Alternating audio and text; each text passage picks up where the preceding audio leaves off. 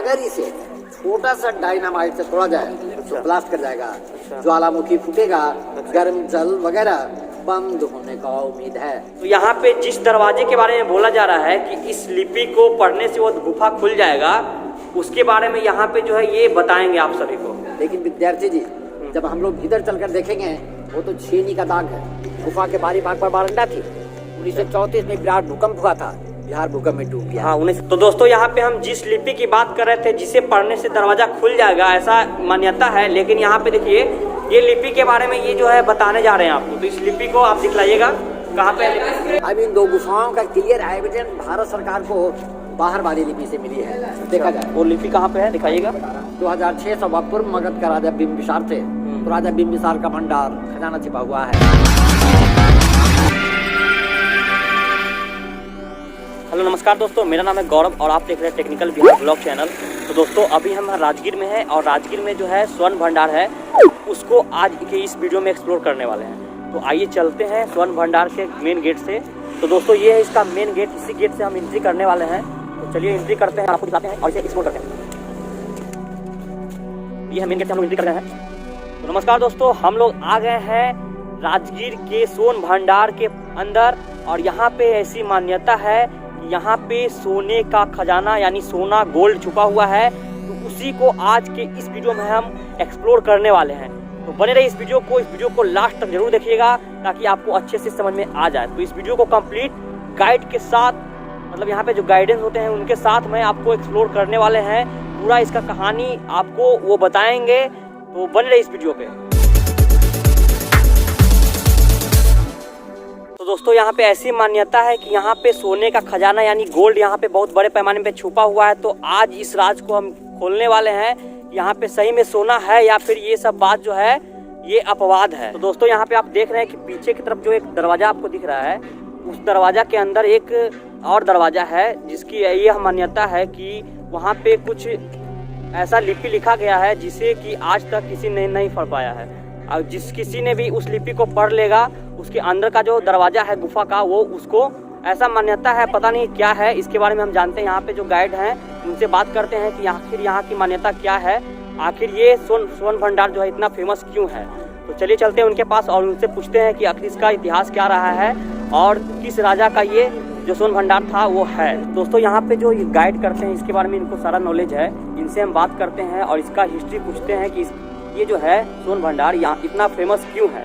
तो आप बताइए कितना फेमस ये क्यों है। तो आप सबों को मेरा नमस्कार। ये जो स्वर्ण भंडार है खुदाई में मिला है। नालंदा विश्वविद्यालय की तरह ये जंगल झाड़ी मिट्टी में छिपा हुआ था। एशिया महादेश का द्वितीय विश्वविद्यालय हुआ नालंदा, जहाँ पर दो चाइनीज विद्यार्थी थे, फाहियान और हुएनसंग साहब जब भारत भ्रमण यात्रा किए, उनके भारत भ्रमण यात्रा की रिपोर्ट पर यहाँ की खुदाई 1905 में लॉर्ड कनिंघम और मार्शल ने करवाया। ठीक है, 2 गुफाएं मिली। 2 गुफा मिला था। जी सर, ये पश्चिमी गुफा हुआ और इसके बगल में पूर्वी गुफा है। पूर्वी गुफा कहाँ पे है? बगल में है। लेकिन स्वर्ण भंडार का कोई प्रमाण मिला नहीं। तो आर्कियोलॉजिकल सर्वे अपने वालों ने अपना एक्सकैवेशन रिपोर्ट पर स्वर्ण भंडार लिखा है, पढ़े थे ना।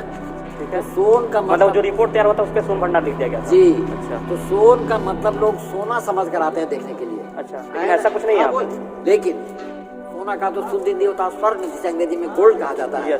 सोन का मतलब सुरंग होता है। ये सोयनी अर्थात पहाड़ के भीतर 3 माइल की लंबी सुरंग है, गुफा है। तो इनका कहने का मतलब कि सोन का मतलब गुफा होता है, ना कि सोना जो होता है गोल्ड वो होता है। वहाँ पे मीनिंग लोग गलत समझ चुके हैं, इसलिए इसे ये मानते हैं, ऐसी मान्यता है यहाँ पे कि यहाँ पे बहुत सारा सोने का खजाना यानी सोना छुपा हुआ है। जो कोई भी इस गुफा को खोल देगा उसे सोना ही सोना मिल जाएगा। तो और क्या यहाँ पे क्या हिस्ट्री है? जी, उधर आपका गर्म जल का कुंड हुआ, कुंड के बगल से 565 सीढ़ी ऊपर पहाड़ चढ़ जाइए।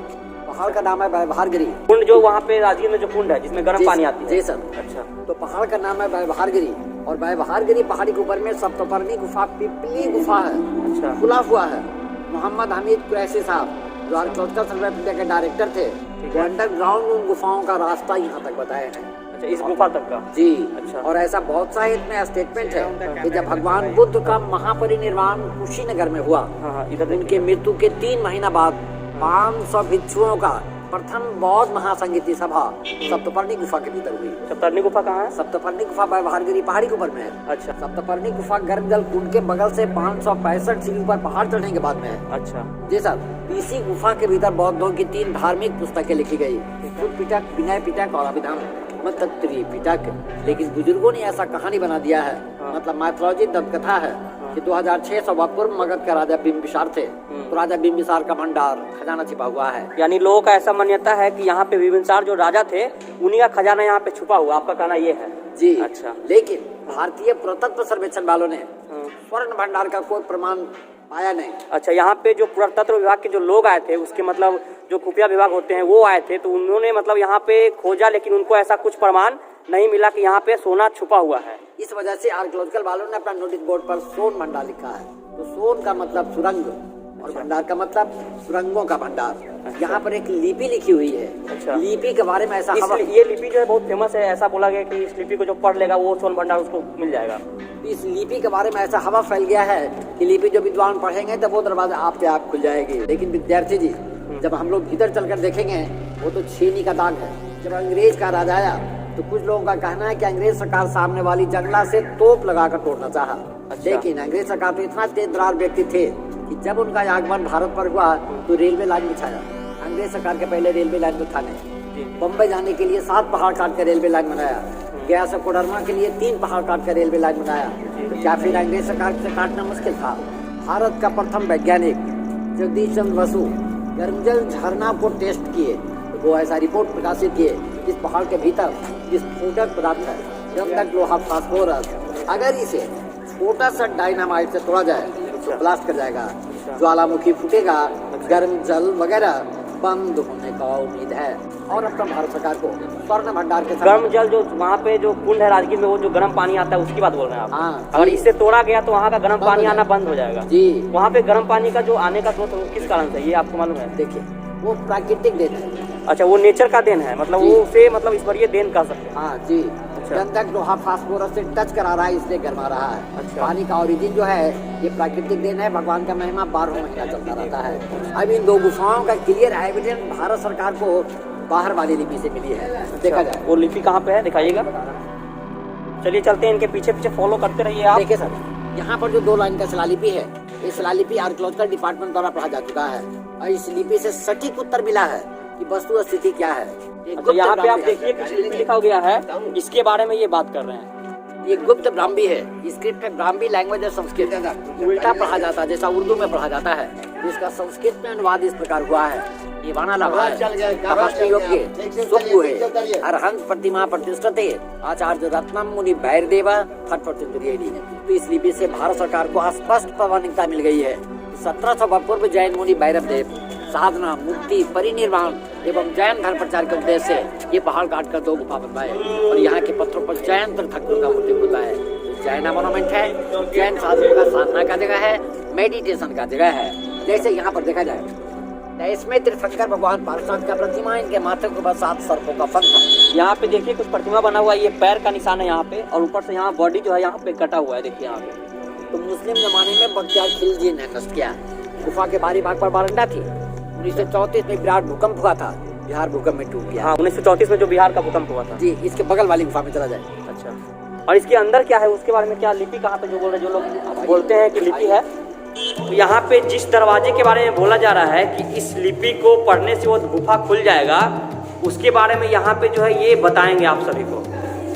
तो बताइए। यहाँ पर गौर से देखा जाए, इसे लोग जो दरवाजा मान रहे हैं ये तो प्योर छेनी का दाग है। किसी ने जैसे छेनी से ठुका दिया है।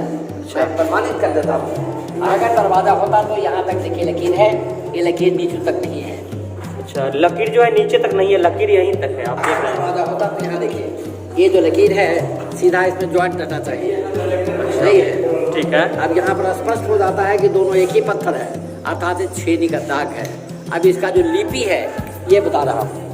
तो दोस्तों, यहाँ पे हम जिस लिपि की बात कर रहे थे, जिसे पढ़ने से दरवाजा खुल जाएगा ऐसा मान्यता है, लेकिन यहाँ पे देखिए ये लिपि के बारे में ये जो है बताने जा रहे हैं आपको। तो इस लिपि को आप दिखलाइएगा, कहाँ पे है? इसी लिपि के बारे में ऐसा हवा फैल गया है कि लिपि जो विद्वान पढ़ेंगे तो वो दरवाजा आप पे आग खुल जाएगी।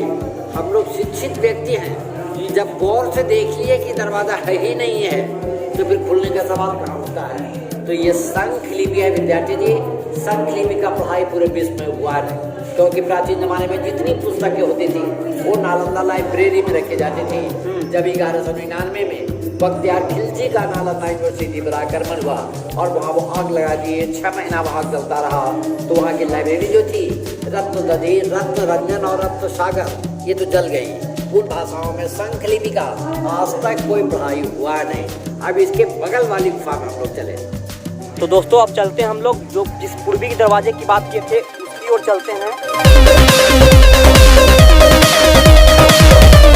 यहाँ पे देखिए ये इसे पूरब दरवाजा बोला जाता है, तो इसके बारे में डिटेल अब जानते हैं हम लोग। आप बताइए पूरब दरवाजा क्यों फेमस है? जी, अब ये पूर्वी गुफा जो है इससे और भी आर्कियोलॉजिकल सर्वे करने वालों को क्लियर एविडेंस मिला है, क्योंकि इसके भीतर में 2 संप्रदायों की प्रतिमा है, दिगंबर और श्वेतांबर। गुप्ता पीरियड में जैन धर्म में 2 भाग हुआ था, दिगंबर और श्वेतांबर। यहाँ के पत्थरों पर हम लोग 2 संप्रदायों का मूर्तियाँ देखेंगे। यहाँ पे ये दिखला रहे हैं जिस मूर्ति की हम लोग बात कर रहे थे, बताइए आप क्या मूर्ति है? देखा जाए कमल फूल का चिन्ह है और नेकेड पोस्टर में है दिगंबर, छठे तीर्थंकर पद्म प्रभु। हाथी का चिन्ह दूसरा तीर्थंकर श्वेतांबर अजीतनाथ स्वामी, और इसी का 2 मूर्ति श्वेतांबर 24वां तीर्थंकर भगवान महाविष्णु। इन प्रतिमाओं से 100% प्रमाणिकता मिल गई है कि गुप्ता पीरियड में जैन धर्म में जो 2 भाग हुआ, दिगंबर और श्वेतांबर, गुप्ता पीरियड का स्मारक है, जैन साधुओं का साधना का जगह है, मेडिटेशन का जगह है। मुस्लिम पीरियड में बख्तियार खिलजी ने नष्ट किया। तो यहाँ पर जो रेड स्टोन पत्थर दिख रहा है ये आपका प्राचीन है, इसके ऊपर ईंट और चूना सुर्खी वगैरह जो मिल रहा है ये सब तो भूकंप के बाद भारत का प्रोटेक्शन सुरक्षा है दिया है। That's all। दोस्तों हम लोग इनके द्वारा इस गुफा के बारे में, इस गुफा के रहस्यों के बारे में और इस गुफा की कहानी के बारे में इनसे कंप्लीट जानकारी प्राप्त किया। आप लोगों को अच्छे से समझ में आ गया होगा, तो आपका धन्यवाद। आपका क्या नाम हुआ सर? मेरा नाम रामजी उपाध्याय है। इनका नाम जो है रामजी उपाध्याय है, ये टूरिस्ट गाइड है यहाँ के सोन भंडार के। तो आपका बहुत बहुत धन्यवाद।